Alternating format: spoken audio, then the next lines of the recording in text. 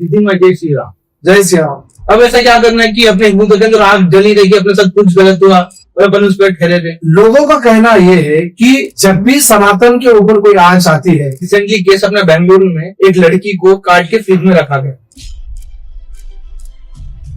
सिंह भाई, आपको tiger Raja Singh 2 Hindu tiger आजकल बोला जा रहा है। हम देख रहे हैं कि आजकल आप हमारे यूथ के लिए काफी ट्रेंड में बन चुके हो। जैसे सिंह भाई, जैसे अपन देख सकते हैं कि जो गैर धर्म है उनमें एकता बहुत होती है और अपने हिंदू धर्म में उसमें एकता नहीं। ऐसे क्यों? यही तो सबसे बड़ी प्रॉब्लम है कि हमारे पास हमारे धर्म के लोग जब उठते हैं जब हमारे ऊपर आंच आती है। नितिन नंदकर वो आदमी नहीं है कि किसी के फोन से, किसी के गोली मारने की, किसी के तलवार से डरा कर घर में बैठने वाले नहीं है। कि तपस्या कॉलेज में भी कुछ गैर धर्म की लड़की हमारी बच्चियों को हिजाब पहनाने का शिकार है। तो रिसेंटली अपने सिकंदराबाद में माता के मंदिर के सामने हिंदुत्व पे लाठीचार्ज किया। इससे क्यों?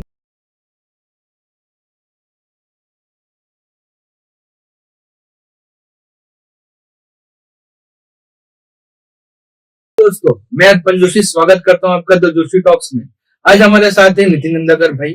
आज हमारे पॉडकास्ट में हम लोग बात करने वाले हैं हिंदुत्व के बारे में, पॉलिटिक्स के बारे में और काफी चीजों के बारे में। नितिन भाई जय श्री राम। जय श्री राम। नितिन भाई, बहुत बुलाने के बाद आज आप आए, आपका बहुत बहुत शुक्रिया। जी, आपका भी बहुत बहुत धन्यवाद। काफी कार्यक्रम से, पार्टी के और प्रोग्राम्स की वजह से मैं पिछले कई दिनों से आप समय पूछे, मैं नहीं दे सका। आज आया हूँ आपके साथ बात करने के लिए। आप जिस तरह से बात करना है आपके हिसाब से खुल के बात करिए। मैं भी उन तमाम बातों का खुलकर मैं जवाब देने के लिए तैयार हूँ। नितिन में पहले जब मैं सोचा था आपको बुलाने का, मैं सोचा था कि आपसे कुछ मैसेज लेंगे कि यूथ को देंगे, यूथ के लिए कैसे क्या किया जाए, सनातन धर्म के लिए कैसे क्या किया जाए। लेकिन आज आप आए और रिसेंटली अपने सिकंदराबाद में माता के मंदिर के सामने हिंदुत्व पे लाठीचार्ज किया गया। इसे क्यों? देखिए, कल जो लाठीचार्ज सिकंदराबाद मुत्यारू माता टेम्पल में हुआ, ये दुर्भाग्यपूर्ण की बात है। अपने ही सनातन देश में अपने ही मंदिरों को तोड़ा जा रहा है, मंदिरों के अंदर घुसकर लाठीचार्ज किया जा रहा है। तो ये जो समय आज हैदराबाद में चल रहा है, मुझे लगता है कि तेलंगाना के मुख्यमंत्री रेवंत रेड्डी जी जब से तेलंगाना में मुख्यमंत्री बने हैं, तब से हिंदुओं पे अत्याचार हो रहा है और हिंदुओं के मंदिरों को टारगेट किया जा रहा है। लेकिन हम देख सकते हैं कि पिछले कई दिनों से, चाहे वो चंगी चर्रा का एरिया हो, चाहे वो उप्पूगुड़ा का हो, एग्जीबिशन हो, कई जगहों पर इस तरह की घटनाएं घटी है। लेकिन उनको पागल तो भी डिक्लेयर किया जा रहा है या तो गंजेटी डिक्लेयर किया जा रहा है। तो इसका मतलब सीधे सीधे यही हो रहा है, अगर पागल है तो टाइम बम में जाके कूदना चाहिए, पागल है तो रेरा गड्ढे में जाके हॉस्पिटल में एडमिट होना चाहिए, बाहर कुछ भी बैंक के अंदर घुसना चाहिए, लूटपाट करना चाहिए। लेकिन मंदिरों के ऊपर ही क्यों आ रहे हैं पागल? ये पागल का नाम देकर गुमराह करे जैसी बात है। मुझे लगता है कि इसमें पीछे कोई ना कोई एक बड़ी षड्यंत्र है, साजिश है। इसके पीछे पुलिस डिपार्टमेंट, पीछे कांग्रेस सरकार का भी हाथ हो सकता है, क्योंकि पहले जब केसीआर सर थे, जब ऐसा कुछ हुआ नहीं। जैसे कांग्रेस सरकार हुई, इमीडिएटली माता जी के मंदिर पे ये गाय का घोष फेंका गया, लाठीचार्ज। और जब अपने हिंदू लोग तो सिर्फ प्रोटेस्ट कर रहे थे कि हमारे साथ गलत हुआ, लेकिन जब बस प्रोटेस्ट कर रहे थे तो भी लाठीचार्ज क्यों करे? और इसके बाद मुसलमान को तो आज तक कभी लाठीचार्ज। कांग्रेस और बीआरएस में कोई फर्क नहीं है। उनका दौर था तो उनके दौर में भी इसी तरह की घटनाएं घटी, और आज कांग्रेस का दौर है, कांग्रेस के दौर में भी इस तरह की घटनाएं घट रही। हमेशा तेलंगाना में जो भी सरकारें आई है, सनातन धर्म को बाजू रखकर दूसरों को इंपॉर्टेंस देने का काम इन्होंने किया है। आगे भी जाकर इस तरह की घटनाएं हो सकती है। हम सबको जागरूक रहना है और बच के रहना है। भाई देखिए, जैसे कि कल अपना वो लाठीचार्ज हुआ, अपने हिंदू लोग एक दिन बाहर निकलेंगे, 2 दिन बाहर निकलेंगे, 3 दिन बाहर निकलेंगे, 4 दिन तो पूरा मामला ठंडा हो गया। अब ऐसा क्या करना है कि अपने हिंदू के अंदर आग जली रही कि अपने साथ कुछ गलत हुआ और अपन उस पर ठहरे थे। देखिए, लोगों का कहना यह है कि जब भी सनातन के ऊपर कोई आंच आती है तो या तो विश्व हिंदू परिषद बात करना है, बजरंग दल बात करना है, राष्ट्रीय स्वयंसेवक संघ बात करना है, और दूसरे संगठन है जैसा कि वीर शिवाजी सेना का हमारा भी संगठन है। सिर्फ अगर सनातन के ऊपर कोई भी अटैक होगा तो सिर्फ यही संगठन बात करेंगे तो हिंदू कब जागरूक होगा? जब एक दौर था अलाउद्दीन खिलजी का हो दो या तो अकबर का दौर हो दो, उन लोगों ने लाखों रुपए देकर सनातनियों को दूसरे धर्म में कन्वर्ट करने के लिए कई सारे लोगों को कन्वर्ट भी किया गया।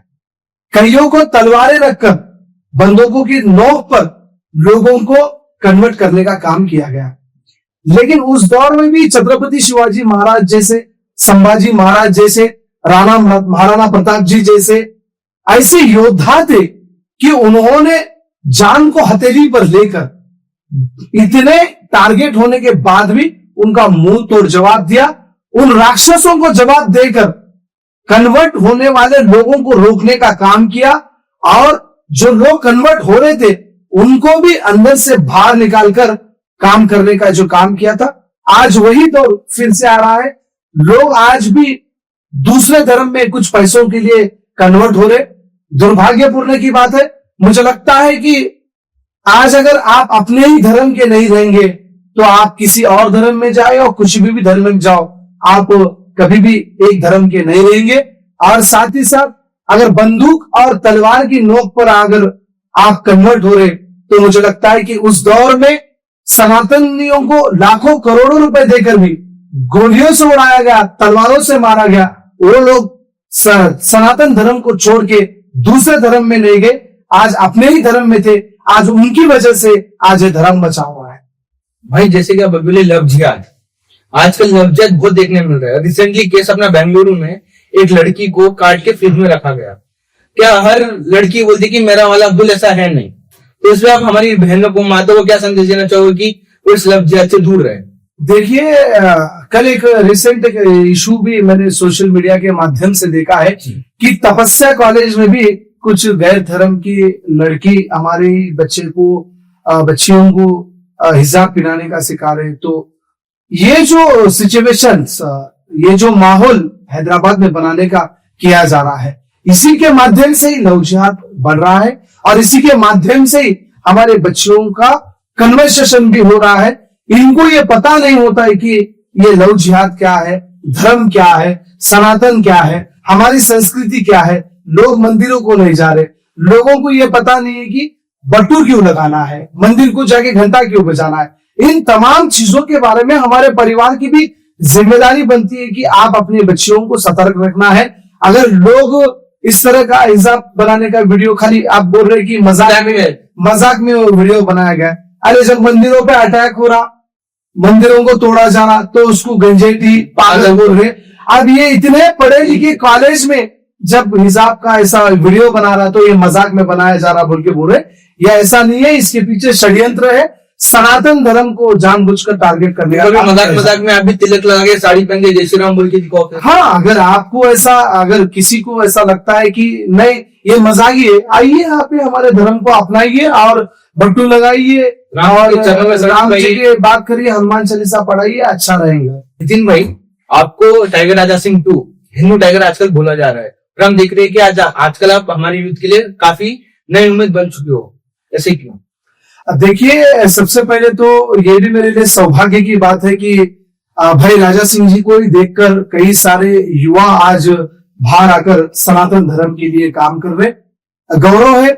और टाइगर की जो बात है, आजकल सनातन धर्म के लिए आम इंसान हो या कोई भी हो, जो धर्म के लिए काम करता है वो टाइगर ही है।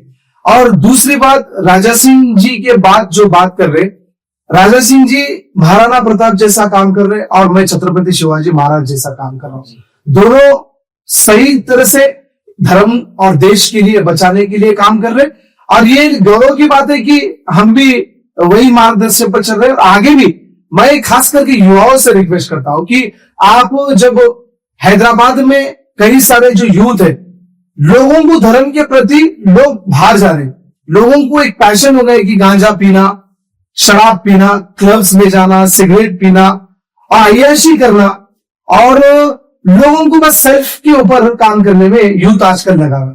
मेरा नितिन नंदकर के माध्यम से आप सभी को यही रिक्वेस्ट है कि आप अगर इन दिशाओं में जाएंगे तो आपकी जिंदगी बर्बाद होगी, आपका घर तबाह होगा, आप कभी भी आपके पैरों पर खड़ा नहीं हो सकते। आपको मौका मिल रहा है कि आप अगर भले ही देश के लिए काम नहीं आए, भले ही अपने धर्म के लिए काम है, कम से कम जो लोग देश और धर्म के लिए काम कर रहे, आप उनके साथ खड़े रहिए। और जो गांजा जैसी, सिगरेट जैसी, दारू जैसी, क्लब जैसी जो हमारे सनातन धर्म की संस्कृति नहीं है, आप उनके प्रति ना जाकर अगर सोशल एक्टिविटीज में आएंगे तो मैं इन तमाम भाग्यनगर के युवाओं से मेरा यही निवेदन है।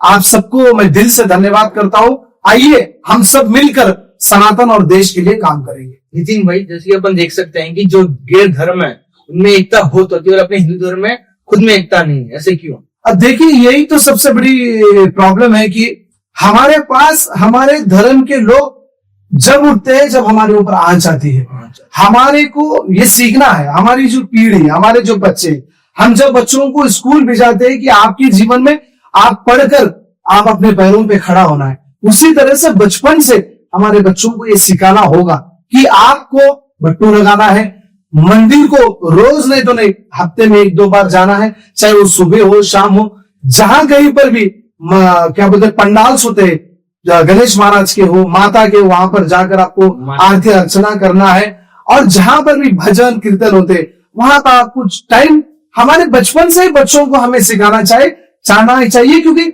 स्कूल के साथ साथ, करियर के साथ साथ, उनकी जिंदगी के साथ साथ, मॉडर्न जमाने के साथ साथ सनातन धर्म को भी बचपन से ही अगर हम हमारे बच्चों को सिखाएंगे तो मुझे लगता है कि आगे जाकर जो दूसरे धर्म की बात कर रहे हैं, हमें उनके धर्म के बारे में बात करने की जरूरत नहीं पड़ेगी। हमारा भी धर्म मजबूत होगा और एकजुट होकर हम लड़ने के लिए तैयार हो। इसी में आप जितना यूथ के लिए आगे रहते, सनातन धर्म के लिए आगे रहते, आपको काफी सारे कॉल्स वगैरह भी आते होंगे। जब वो कॉल्स के लिए, धमकी भरे बातों के लिए आप क्या बोलना चाहोगे? देखिए, अगर उन कॉल्स और धमकियों को नितिन नंदनकर घर में बैठ के रहेगा तो आप बोलिए कि मेरे जीवन का क्या मकसद है। मैं तो आज सीधे सीधे बोल रहा हूं। और पहले भी उनको जो लोग मुझे फोन करते हैं, परसों भी एक फोन आया कि मैं तुझे गोली से उड़ा दूंगा, तेरे घर वालों को उड़ा दूंगा, तू कहां दिखा वहां 15 दिन में तेरे को उड़ा दूंगा। चाहे वो पाकिस्तान हो, श्रीलंका हो, ओल्ड सिटी हो, कई जगहों से, दुबई से फोन आते हैं मारने के, रेगुलर आते हैं। नितिन नंदनकर वो आदमी नहीं है कि किसी के फोन से, किसी के गोली मारने के, किसी के तलवार से डराकर घर में बैठने वाले नहीं है। मैं सीना तान के रोड पर चलता हूं। किसके मां के अंदर दम है इस सीने में गोली चलाने के लिए? आइए, सीना तान के ठहरूंगा। ये सिर्फ आपके मीडिया और आपके माध्यम से मैं ये शो ऑफ करने के लिए नहीं बोल रहा हूं। जब भी जरूरत पड़ी उन दरिंदों के साथ सीना तान कर, चाहे वो बंदूक की गोली हो या तलवार की नोक हो, उनके साथ नितिन नंदनकर लड़ने के लिए तैयार है। नितिन भाई, कल जो हमारे सनातनी जो लोग हैं मंदिर को बचाने वहां पे पहुंचे, जो मंदिर को तोड़े, उन लोगों का क्या हुआ? और देखिए, वो छत्रपति शिवाजी महाराज, महाराणा प्रताप, झांसी की रानी रुद्रम्मा देवी, उन्होंने जब मंदिरों के ऊपर आंच आई, सनातन धर्म के ऊपर आंच आई, तो अपने आप को कुर्बान किया। और जब अपने ही मंदिरों को बचाने के लिए कल सनातनी मुत्यालो माता टेम्पल के पास गए, पुलिस डिपार्टमेंट उनके ऊपर लाठीचार्ज करती है। जो लोग मंदिर को तोड़ने का काम किए, जो लोग अंदर घुसकर लातों से मारकर मंदिर के मूर्ति को नीचे गिराए, आज उनका क्या? आज पूरा हिंदू समाज मांग कर रहा है। अगर डॉक्टर भीमराव बाबा साहब अंबेडकर जी का संविधान नहीं होता, भारत की आईपीसी धाराएं नहीं होती, तो जब छत्रपति शिवाजी महाराज हो, महाराणा प्रताप हो, जब भी कोई मंदिर को तोड़ते थे तो उसके घर में घुसकर उनको मारते थे।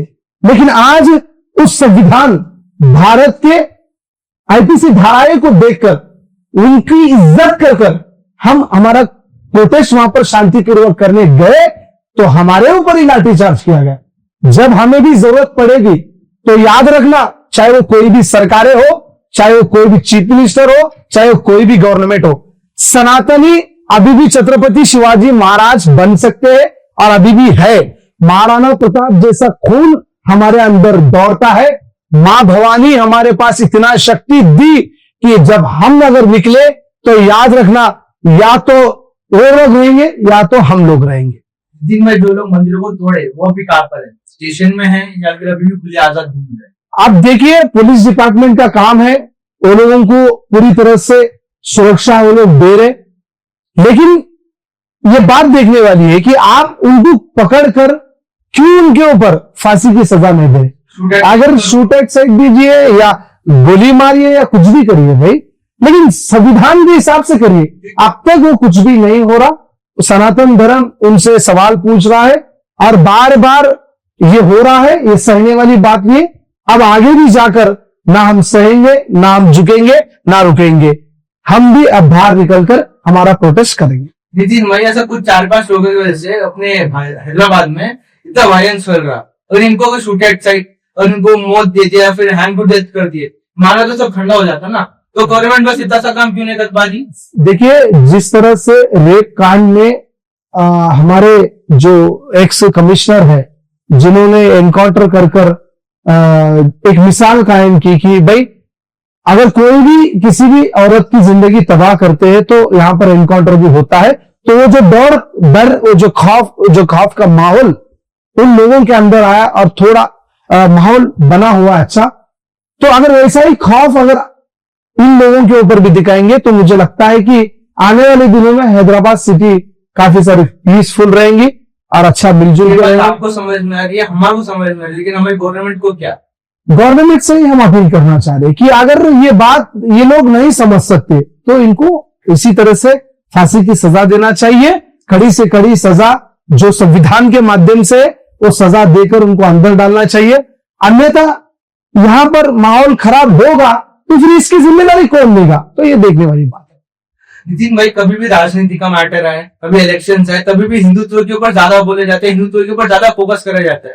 तो क्या अपन ऐसा मान सकते हैं कि हिंदू का नाम लोगों से कोई लीडर बनेगा या फिर उसको वोट ज्यादा मिलेंगे?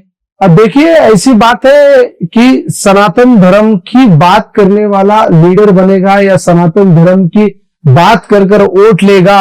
अगर इस तरह की सोच और उस तरह की भावनाएं इंसान के अंदर रहेगी, अगर उसको लगता है कि वो स्वार्थ, अगर मैं धर्म का काम करूंगा, देश का काम करूंगा, उस स्वार्थ के माध्यम से मैं राजनीति में जाकर मैं अपनी रोटियां सेकूंगा और मैं कुछ बनूंगा, अगर वो सोच रहा है तो मुझे लगता है कि जो दिशा में जा रहे वो दिशा वापिस आएंगी।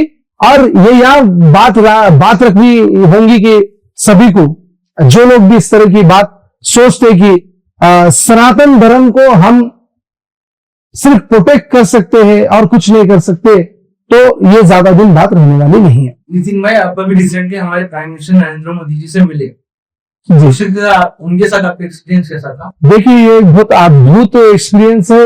मेरे लिए सौभाग्य की बात है कि सिर्फ देश ही नहीं, दुनिया भर के प्रधानमंत्रियों में से एक पावरफुल प्रधानमंत्री हमारे देश के प्रधानमंत्री श्री नरेंद्र मोदी जी है, जो कि सबका साथ सबका विकास के माध्यम से देश के उन तमाम 140 करोड़ की जनता को लेके चल रहे और देश को विश्व गुरु के माध्यम से वो अपने देश की तरक्की को लेके चल रहे हैं। मुझे गौरव भी है कि मैं उनसे मिला और उनका आशीर्वाद दिया और आगे भी जीवन में उनके आशीर्वाद के माध्यम से, उनके दिए हुए मार्गदर्शन के माध्यम से, उनके कामों के माध्यम से, जो काम वो करते हैं उनके मार्गदर्शन पर चलकर मैं भी कुछ काम कर सकूं, इसीलिए आगे बढ़ने का मैं सौभाग्य लेके चलता हूं। नितिन भाई, कभी भी कुछ भी हो, आप किसी के खिलाफ आवाज उठाओ तो आपको हमेशा होम अरेस्ट कर देते जी, पुलिस आके उठा के आपको एक दिन के लिए जेल में बैठाते। ऐसे क्यों?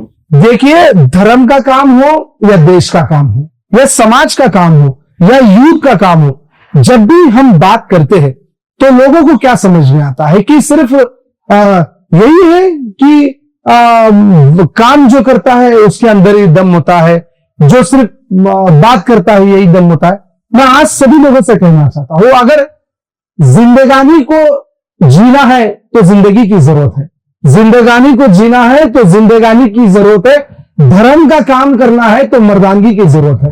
तो इसके अंदर आपको मर्दानगी होनी चाहिए, आपको ये हौसला होना चाहिए कि मैं ये काम कर सकता हूं और ये काम कर मैं अपने धर्म को बचा सकता हूं, अपने देश को बचाना सकता हूं। ये आपके अंदर आना चाहिए, जब भी आपको काम को सफल कर सके। नितिन भाई, ऐसे 2-3 जो काम हम युद्ध कर सके जो हमारे हिंदुत्व बरकरार रहे, तो मोटिवेट करके हमारे मोटिवेशन आपको देश के प्रधानमंत्री से सीखना होगा, मोटिवेशन आपको योगी आदित्यनाथ जी से सीखना होगा, मोटिवेशन उन तमाम साधु संतों से सीखना होगा, मोटिवेशन जो लोग समाज के लिए अपना जीवन समर्पित कर रहे, मोटिवेशन, आप जो लोग अपने आप को कुर्बान कर दिए इस देश के लिए, मोटिवेशन जिस तरह से भगत सिंह जी ने अपने आप को शहीद किया, मोटिवेशन आपने जिस तरह से इस देश के लिए डॉक्टर भीमराव बाबा साहब अंबेडकर जी ने संविधान लिखा है, मोटिवेशन छत्रपति शिवाजी महाराज ने हिंदू राष्ट्र के लिए अपने आप को कुर्बान किया, महाराणा प्रताप जी ने अपने देश के लिए घास की रोटी खाए। इन तमाम लोगों को आपको देखकर सीखना है और आपको ये सोचना है कि उन लोगों ने अपने आप को जीवन क्यों समर्पित किया, अपने आप को क्यों कुर्बान किया, अपने आप को। छत्रपति शिवाजी महाराज, उनको 300 से ज्यादा किले उन्होंने जीते, उनको कई पैसों की कमी नहीं थी। महाराणा प्रताप को कोई पैसों की कमी नहीं थी। झांसी की रानी रुद्रम्मा देवी जी को पैसों की कमी नहीं थी। उन्होंने अपना राजपाट पूरी तरह से इसलिए छोड़ा कि मैं मेरे देश के लिए कुर्बान होगा, मेरे धर्म के लिए कुर्बान होगा, मेरे सनातन के लिए, मेरे समाज के लिए कुर्बान होगा। यह सोचकर उन्होंने राजपाट को छोड़कर आज उनकी मिसाल हम लोग सुन रहे और उनके मार्गदर्शन पे आज भी ये देश जिंदा है, सनातन जिंदा है, ये देश धर्म जिंदा है, ये संस्कृति जिंदा है। मैं यूथ से यही कहना चाहता हूं, आप ये जो एक माफिया था कोलंबिया में, एक माफिया था पाब्लो एस्कोबार बोल के, दुनिया का ड्रग्स को, गांजा, ड्रग्स, कोकीन बेचकर इतना पैसा कमा लिया कि वो दुनिया के सबसे अमीर शख्सियत में उसको गिना गया। आज उसके पास 800 से ज्यादा घर थे, उसके कोलंबिया में 800 से ज्यादा घर थे। जब उसके बच्चों को सर्दी हो रही थी, सर्दी के दिनों में रात में ठंड से जब बच्चे कांप रहे, तो घर में लाखों रुपए जलाकर अपने बच्चों को गर्म करने के लिए उसने उसके उतने पैसे जलाए। उतने पैसे कमाने वाला इंसान, जो लास्ट में उसकी इतनी मौत आई कि वो रूम के बाहर उसका पुलिस डिपार्टमेंट में अकेले एनकाउंटर कर दिया, दर दर फिरा। 1 रुपए इसके पास नहीं थे। 800 घर, दुनिया में इतना बड़ा नाम था, दुनिया में इतनी शोहरत कमाई, इतना पैसा कमाई कि दुनिया के लोगों के बीच में उतने हैसियत वाला नाम आया था। लास्ट में 1-1 रुपए को तरसा और उसकी मौत ऐसी भी अकेले में उसको शूट आउट करना पड़ा। इनसे सीखना है यूथ को। आपको इसलिए सीखना है कि बुराई के रास्ते पर अगर हम चलेंगे, आप गांजा, ड्रग्स, कोकीन, शराब, क्लब, नशेबाजी, रंडीबाजी, इस तरह के रास्ते पे चलेंगे तो आपका भी अंजाम इसी तरह से होगा। अगर आप छत्रपति शिवाजी महाराज, महाराणा प्रताप, भगत सिंह, रानी रुद्रम्मा देवी, झांसी की रानी जैसा उनका इंस्पिरेशन अगर आप लेंगे तो मुझे लगता है कि आप मरने के बाद भी आपका नाम हमेशा स्वर्ण अक्षरों में लिखा जाएगा।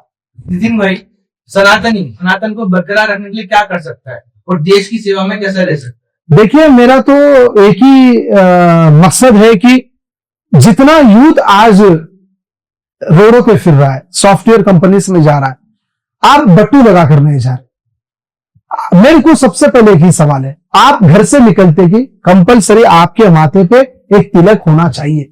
यह आपकी निशानी है सनातन धर्म की। और सिर्फ तिलक इसलिए नहीं है कि आप सनातनी है बोलने के लिए। जब आप तिलक लगाएंगे तो आपकी जो एनर्जी लेवल है आपको नेक्स्ट लेवल पे बूस्ट करती है, आपको आपका आत्मविश्वास मजबूत करती है। आपको डेली तिलक लगाकर बाहर निकलना चाहिए।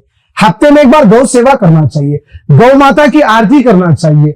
आप मंदिर को कम से कम हफ्ते में 4 दिन नहीं, 8 दिन में 1 दिन तो भी आपको मंदिर में जाना चाहिए, पूजा अर्चना करना चाहिए। आप सनातन को पूरी जिंदगी देने की जरूरत है। सनातन के कुछ इंपॉर्टेंट काम है, अगर आप उसको भी लेके चलेंगे तो मुझे लगता है कि आप सनातन के लिए काम करे जैसा है। और देश के लिए आप जब भी सोशल एक्टिविटीज होती है, देश के हित में बात होती है, आर्मी के हित में बात होती है, किसानों के हित में बात होती है, लोगों को सेव करने की बात होती है, हॉस्पिटल में कुछ लोगों को जरूरत पड़ती है, खून की जरूरत पड़ती है, तो आपको समाज और देश के लिए खड़े होने की जरूरत है। सनातन और देश जब मजबूत होता है तो आप भी मजबूत होंगे और आपका जीवन भी मजबूत हो सकता है, आपकी आने वाली पीढ़ी भी मजबूत हो सकती है। इसी में और एक बात, आजकल जैसे कि स्टैंड अप कॉमेडीज में हिंदू देवी देवताओं का बहुत मजाक उड़ाया जाता है, लेकिन गवर्नमेंट उस पर कुछ एक्शन नहीं लेती। ऐसे क्यों? देखिए, पहले भी एक मुनव्वर फारूकी नाम का स्टैंड अप कॉमेडियन था, हैदराबाद में आया था, आपने राजा भाई ने प्रोटेस्ट किया था उसका शो कैंसिल करवाने, लेकिन आप लोगों को अरेस्ट करवा दिया गया, फिर वापस उसको जेल भेजा गया शायद उसी कुछ वजह से, और आज वापस से उसके रिसेंट वाले शो में उसने आपस से देवी देवताओं का मजाक उड़ाया। देखिए, सबसे पहले जो स्टैंड अप कॉमेडी जैसे ये जो शो लगाए जा रहे हैं, क्या हमें देखना चाहिए? नहीं, क्या हमें जरूरत है? आपको स्टैंड अप कॉमेडी से भी अच्छे अच्छे काम हमारे धर्म में है, हमारे संस्कृति में है। आप अगर स्टैंड अप कॉमेडी हंसने की जगह है, अरे आपके घर में एक भजन लगाओ, आपके घर में कीर्तन लगाओ, जहां पर भजन हो रहा वहां पर जाओ, आप मनोरंजन कराइए। आप वहां पे इतना खुशी से झूम उठेंगे जब भजन होगा, तो ऐसे कॉमेडी वॉमेडी आपको जरूरत नहीं पड़ेगी। आपका आत्मविश्वास इतने लेवल पे जाएगा। और हमारी संस्कृति का ये शो ही नहीं है, हमारी संस्कृति में ये देखा ही नहीं गया इस तरह के शो।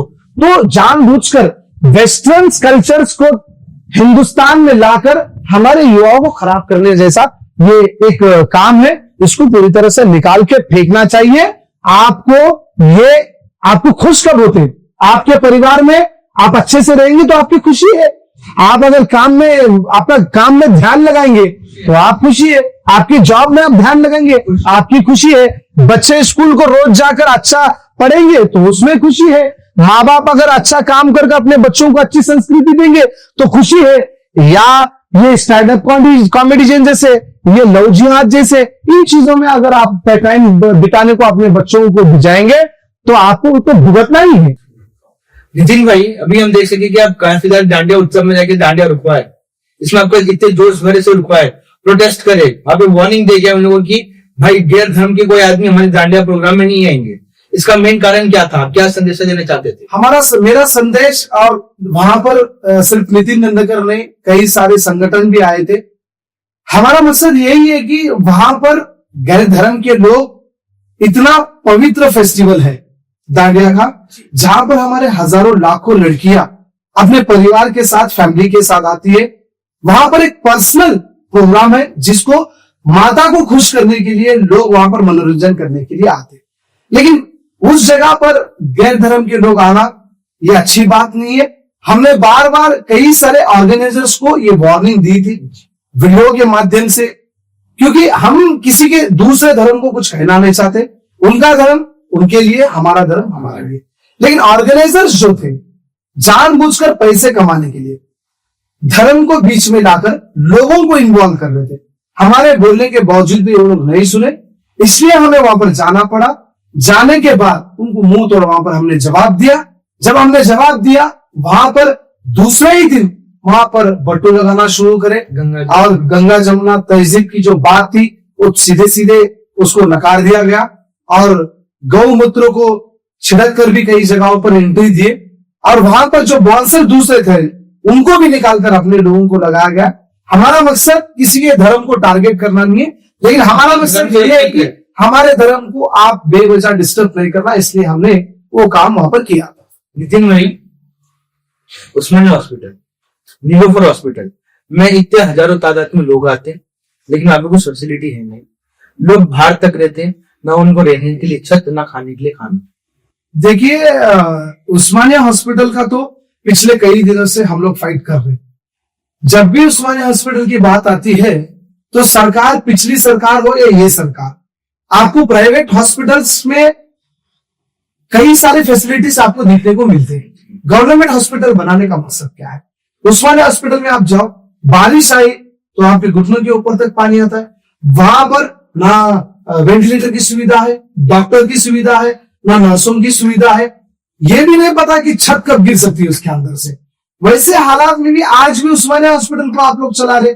आज तेलंगाना की जनता सरकारों से पूछ रही है कि आप इलेक्शन में इतने पैसे आप खर्चा कर रहे हैं, आपकी महंगी महंगी गाड़ियां हैं, आपके पास इतनी प्रॉपर्टीज है। असुद्दीन ओवैसी जैसे लोग 1994 के पास, उनके पास एक राजदूत बुलेट थी, आज उनके पास हजारों लाखों करोड़ रुपए कहां से आए? ये सवाल जनता पूछना चाहिए। क्यों असुद्दीन ओवैसी, क्यों केसीआर जब उसकी गवर्नमेंट में थी, क्यों आज रेवंत रेड्डी सिर्फ ये बात बोल रहे कि उस्मानिया हॉस्पिटल हटाएंगे? अरे हटाने की बात तो दूर, उस्मानिया हॉस्पिटल का आपने क्या किया है? क्या डेवलपमेंट दिया? कितने हॉस्पिटल्स, कितने डॉक्टर्स आपने दिए, कितने वेंटिलेटर्स आपने दिए, कितने वहां पर चेयर्स दिए, कितना वहां पर साफ सुथरा रखा है, कितना मेडिसिन दिए? आप सिर्फ बातों के अलावा कुछ नहीं कर रहे। जनता वहां पर रातों में आती है, एम्बुलेंस में, तेलंगाना के कोने कोने में कहीं पर भी एक्सीडेंट होता है, कोई जल के मरता है, कुछ भी होता है, कोई लड़ाई पंचायत भी हुआ तो उसको दिखाने के लिए पुलिस वाले भी उस्मानिया हॉस्पिटल लेके आते। अरे आज अफसोस की बात है कि वहां पर हॉस्पिटल में जाने के बाद आपको डॉक्टर ही नहीं मिल रहे, वहां पर ठहरने के लिए जगह नहीं है, साफ सुथरा नीटनेस नहीं है। हॉस्पिटल का मकसद क्या है? हॉस्पिटल का मतलब क्या है? आप हॉस्पिटल में बुराई से जाते हो, अच्छाई से आप बाहर आना है। वहां पर ना अच्छाई है ना बुराई है। अंदर जाने के बाद डॉक्टर नहीं है, बाहर आने के बाद स्वच्छता नहीं है। तो यही कहना चाहता हूं कि मैं सरकारें आती रहेंगी, जाते रह लेंगी, लेकिन लीडर्स जो है, आप गरीबों के लिए क्या कर रहे हैं? हॉस्पिटल जो उस्मानिया हॉस्पिटल इतना पुराना है, मैं एक ही चैलेंज करता हूं, अगर दम है तो जितने मिनिस्टर एमएलए आप लोग हैं, आपके अंदर जो भी प्रॉब्लम आता हो, आइए उस्मानिया हॉस्पिटल में आपका ट्रीटमेंट कराइए। आगे आप उस्मानिया हॉस्पिटल में आप सो के दिखाइए, आप आगे उस्मानिया हॉस्पिटल में आपका ट्रीटमेंट करिए। आपके अंदर उतना दम नहीं है, अगर दम है तो तेलंगाना की जनता को आप दिखाइए कि वहां पर आप उस्मानिया हॉस्पिटल में आके जा सकते हैं। आज मैं नीलोफर हॉस्पिटल को ले तो आज नीलोफर हॉस्पिटल में गांव से लोग प्रेगनेंसी की औरत आते हैं, वहां पर बच्चों को पैदा करने के लिए आते हैं। अरे हॉस्पिटल में महीने में साल में हजारों वहां पर डिलीवरीज होते हैं। वहां पर जब बाहर आते तो अम्मा को बाबा को लोग रोड पर सो रहे, खाने के लिए नहीं, जो लोग खाना बचा हुआ खाना रहता है, या ना तो कोई लोग अच्छे लोग रहते कि भाई हम खाना में अन्नदान करूंगा, वो लोग आकर वहां पर खाना खिला रहे। वहां पर लोग रोडों पे सो रहे, वहां पर लोग रोडों पर मर रहे, लेकिन नीलोफर हॉस्पिटल की कोई ना सुविधा है, ना कोई स्वच्छता है, ना कोई वहां पर डेवलपमेंट है। मैं सरकार से रिक्वेस्ट करता हूं, नीलोफर हॉस्पिटल के बाहर अरे वहां पर कुछ अच्छाई लाओ। वहां क्या कारण ऐसा हो रहा है? वहां पे सरकारें सिर्फ बातों के अलावा कुछ नहीं कर रही, लीडर्स बातों के अलावा कुछ नहीं कर रहे। अगर लीडर्स के अंदर अगर जमीर होगा तो उस्मानिया हॉस्पिटल भी अच्छा होगा। लीडर के दिल में अगर उम्मीद रहेगी तो नीलोफर हॉस्पिटल। फंड्स अरे फंड क्या है? फंड्स क्या है? आप हजारों लाखों करोड़ रुपए इलेक्शन में लगा रहे, आपके पास उसके लिए फंड्स है, आपके पास महंगे महंगे गाड़ियां हैं, आप महंगे महंगे इवेंट्स करते, आप महंगे महंगे विदेशों में फिर रहे, इतने बड़े बड़े बिजनेस है पॉलिटिकल लीडर्स के। आपको जब उस्मानिया हॉस्पिटल की बात आती है, आपको जब नीलोफर हॉस्पिटल की बात आती है, तो फंड्स की बात आती है, पैसों की बात है। अरे आप खुद के पैसे थोड़े तो भी लगाकर आप हॉस्पिटलों को बना सकते। आज नीलोफर हॉस्पिटल की हालत ऐसी है, अरे बच्चे तो पैदा हो रहे लेकिन वहां पर वो सुरक्षित नहीं जा सक रहे, ना सुरक्षित नहीं रह सक रहे, माँ बाप नहीं है, वहां पर ना कोई फैसिलिटीज है। वहां पर अच्छी तरह से साफ सुथरा अगर लगाएंगे तो मुझे लगता है कि गवर्नमेंट के ऊपर जो जनता का भरोसा रहेगा। नितिन भाई, हाइड्रा क्या है? जो लोग मूसी नदी पे रहते हैं उनके घर तोड़ रहे हैं, तो तोड़ने से भले उनको कोई दूसरा घर अलॉट किया जा रहा है या नहीं, और गवर्नमेंट का मेन मकसद है क्या? देखिए, सबसे पहले जो रेवंत रेड्डी की सरकार है, मुख्यमंत्री जी की, सबसे पहले इंपॉर्टेंट बात है कि मूसी नदी को आपको डेवलप करना है। मूसी नदी को पूरी तरह से प्रकृति को लेकर परिवर्तन में लाना है। तो आज तेलंगाना की जनता मुख्यमंत्री रेवंत रेड्डी से पूछना चाह रही है, और खास करके मैं सरकार से पूछना चाहता हूं कि अगर मूसी नदी के किनारे जो भी घर बने हैं उनका रजिस्ट्रेशन जो करते हैं वो किसके माध्यम से करते हैं? सरकार के माध्यम से। वो जो पैसा जाता है गवर्नमेंट को जाता है। लाइट का कनेक्शन जब लेते वो किसको लेते? गवर्नमेंट को जाता। नल का कनेक्शन जब लेते गवर्नमेंट को जाता है। दैनिक का कनेक्शन लेते गवर्नमेंट को लेते। टैक्स भी आप गवर्नमेंट को पे कर रहे। जब इतना सब पैसा लीगल तौर पर जनता गवर्नमेंट को दे रही है, टैक्स भर रही है, नल का कनेक्शन, लाइट का कनेक्शन, रजिस्ट्रेशन कर लाखों रुपए देकर आपको जब सरकार को दे रही है, तो अब ये सरकार बोल रही है कि आपके घर तोड़ेंगे, इलीगल है। अरे जब जो ऑफिसर्स, चाहे वो कलेक्टर हो, एमआरओ हो, वो टाइम पे जो लोग उनको परमिशन दिए, कहां पर है वो ऑफिसर्स? क्या उनके ऊपर इंक्वायरी हुई? क्या उनके ऊपर सस्पेंशन हुआ? क्या उनको पूछा गया कि आप किस बेसिस पर मूसी नदी के किनारे आप लोगों ने घर बनाए हैं, आप लोगों ने बिल्डिंग्स बनाए हैं, आप लोगों ने कमर्शियल दुकान बनाए? ये तमाम बातें क्या सरकार उन ऑफिसर्स को पूछी? मेरा मकसद क्या है, हम लोग जनता क्या पूछ रही है आपको? जब हम लीगल तौर पर आपको पैसा दिए, तो जब लेते समय तो प्रॉब्लम नहीं हुआ। आज हमारा आप घर बर्बाद कर रहे लोग। मेहनत कर 3 टाइम में से 1 टाइम खाना खाने वाले लोग हैं उसमें। कई सारे लोग स्कूल की बच्चे की फीस भी नहीं भर सकते। कई सारे ऐसे लोग हैं जो दिन रात खून पसीने की कमाई उन्होंने अपने घरों को लगाई है। इतना लाखों करोड़ों रुपए लगाकर छोटा सा घर उन्होंने बनाया है, आप खुलेआम पर तोड़ रहे। आपको अगर मूसी नदी को अच्छा बनाना है, मैं भी इस हित में हूं कि भाई मूसी नदी एक पर्यावरण के माध्यम से आपको जरूरी है, लेकिन गवर्नमेंट को यह देखना होगा कि हजारों घर वहां पर उनके घर बेघर हो रहे, वो लोग रोड पर आ रहे, छोटे छोटे बच्चों की जिंदगी बर्बाद हो रही। जो लोग अपनी कमाई, उन पूरी जिंदगी की कमाई वहां पर लगाए, आप सीधे सीधे रोड पे आए। सरकार को पहले उन ऑफिसर्स को सस्पेंड करना होगा, इंक्वायरी करनी होगी, इसके बाद में जितने भी घर है पहले उनको अलॉटमेंट तो करिए। आप यहाँ पर उनसे राय मशवरा लीजिए या उनसे पूछिए कि मूसी नदी के किनारे रहेंगे तो ये प्रॉब्लम्स है, ये सिचुएशंस है, इसके माध्यम से आपको दूसरे घर देंगे। ये तमाम बातों को जनता से पूछकर आपको करना होगा।